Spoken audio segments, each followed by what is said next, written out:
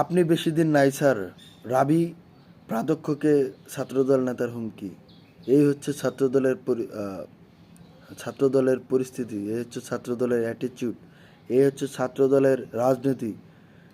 তারা পাওয়ার পলিটিক্স, মাসাল পলিটিক্স করবে, ফাইন, কিন্তু ক্যাম্পাসে তারা যে অস্থিরতা সৃষ্টি করেছে, ক্যাম্পাসে যে তারা শিক্ষক, অধ্যক্ষ, ভিসি, প্রভিসি, সমস্ত যারা বিশ্ববিদ্যালয়ের স্টাফ আছে তাদের সাথে যে দুর্ব্যবহার, তাদের সাথে যে পাওয়ার পলিটিক্স, এটা অত্যন্ত নিন্দনীয় এবং একটা ঘৃণিত একটা কাজ।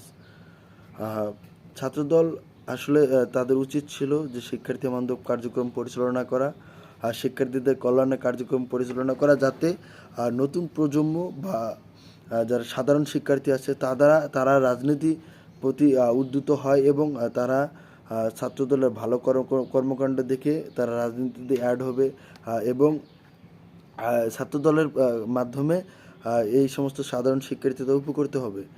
কিন্তু আসলে ছাত্রদলের যে কর্মকাণ্ড, তাদের যে পলিটিক্সের যে স্ট্রাকচার, সেই স্ট্রাকচারটা হলো একটি চাঁদাবাজের স্ট্রাকচার। সেই স্ট্রাকচারটা হলো একটি দুর্নীতিবাজের স্ট্রাকচার, শিক্ষক লাঞ্ছনার স্ট্রাকচার, সাধারণ শিক্ষার্থীদের হুমকি ধামকি দেওয়ার স্ট্রাকচার, গেস্টরুম গণরুম কালচারের স্ট্রাকচার। আর সেই স্ট্রাকচার থেকে আসলে তাদের বের হয়ে আসতে হবে এবং সাধারণ শিক্ষার্থীদের কল্যাণে তাদের কাজ করতে হবে। এটা যদি তারা না করতে পারে তাহলে প্রতিটি ক্যাম্পাস থেকে তারা অলরেডি কিক আউট হয়ে গিয়েছে। তারা শুধু টিকে আছে তাদের যে পাওয়ার পলিটিক্স, সেই পাওয়ার পলিটিক্সের জোরে।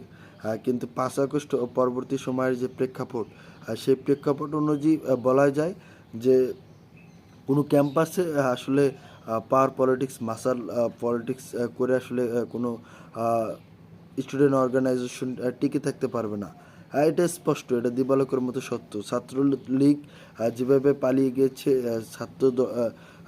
সাধারণ ছাত্রদের কাছ থেকে অপদস্থ, লাঞ্ছিত হয়ে, ছাত্র দল যদি সেই পন্থায় হাঁটে, সেইভাবে চলাফেরা করে, তারা যদি ছাত্রলীগের স্টাইল কপি করে, হুবহু কপি করে, তাহলে তাদের পরিণতি ছাত্রলীগের মতোই হবে। এটা স্পষ্ট, দিবালোকের মতো সত্য।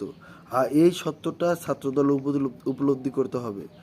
তারা যেন এটা না ভেবে যে আমরা এখন ক্ষমতায় আছি, আমরা যা করব তাই হবে, আমরা যেটা করব সেটাই আইন। এবং তাদের আরেকটা মেন সমস্যা হচ্ছে তারা ট্যাগিংয়ের রাজনীতি করে। এই ট্যাগিংয়ের রাজনীতি থেকে তাদের বেরিয়ে আসতে হবে, সাধারণ শিক্ষার্থীদের কল্যাণে কাজ করতে হবে। অন্যথায় ছাত্রদলের যেই পরিণতি হয়েছে তার থেকে 3 গুণ পরিণতি ছাত্রদলের হবে।